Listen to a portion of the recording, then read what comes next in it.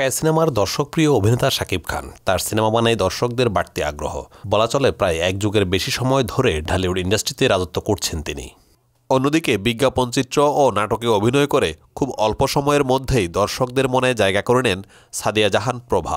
এরপর হয়ে পড়েন তুমুল ব্যস্ত, তবে নানা কারণে সেই পথ চলায় হঠাৎ ছন্দপতন হয়, হয়ে পড়েন অভিনয়ে অনিয়মিত।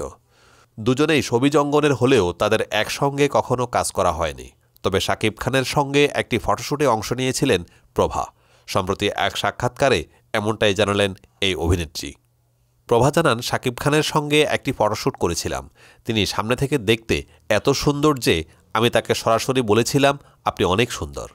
প্রভা বলেন, আমার আগে শাকিব খানের কোনো সিনেমা দেখা হতো না, তবে সবশেষ তার 3টা সিনেমাই দেখা হয়েছে, আর ছবিগুলো দেখে আমি তার ভক্ত হয়ে গেছি।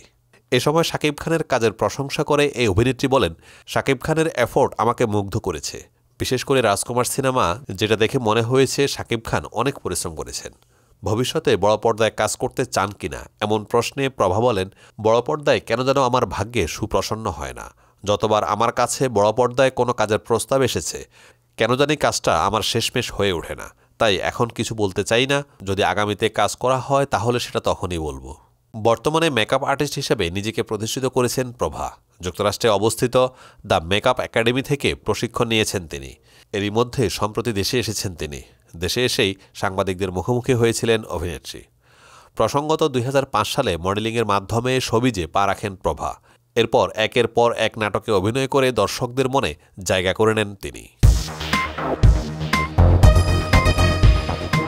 তরুণ প্রজন্মের সঙ্গীতশিল্পী শেখ সাদির গানে মুগ্ধ শ্রোতারা। ইতিমধ্যে বেশ কিছু জনপ্রিয় গান উপহার দিয়েছিলেন তিনি। শ্রোতাদের ভালোবাসায় ধীরে ধীরে ভারী তার দায়িত্বের পাল্লা, আর তাই তো ভিন্ন ঘরানার গানের সঙ্গে যুক্ত হচ্ছেন এই গায়ক।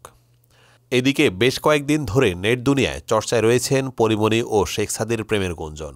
যদিও এই নিয়ে দুজনের পক্ষ থেকে আনুষ্ঠানিক কোনো বক্তব্য আসেনি, তবে সোশ্যাল মিডিয়ায় তাদের বিভিন্ন ইঙ্গিতপূর্ণ পোস্ট রহস্য আরও বাড়িয়ে তুলেছে।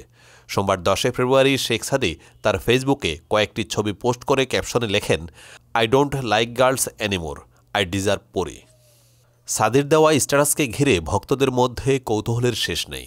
অনেকে ধারণা করছেন এইখানে পরি বলতে তিনি সরাসরি অভিনেত্রী পরিমণির কথাই বলেছেন।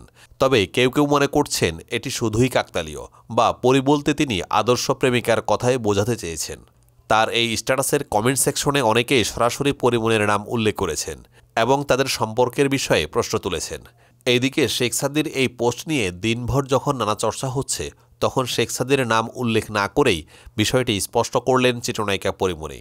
সোমবার 10 ফেব্রুয়ারি রাত 9টার দিকে ফেসবুক ভেরিফাইড পেজে এক স্ট্যাটাসে তিনি লেখেন, ওরে পরি মানে ডানাওয়ালা পরি, পরিমণি না।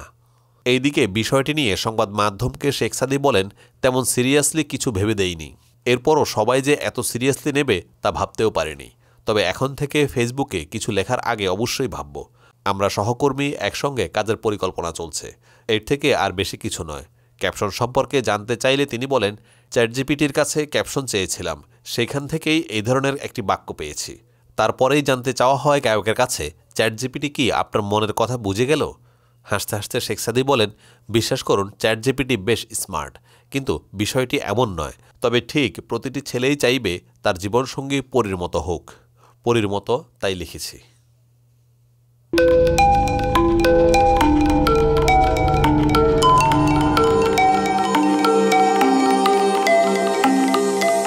টেক টিভি, দেশ ও দশের কথা বলে।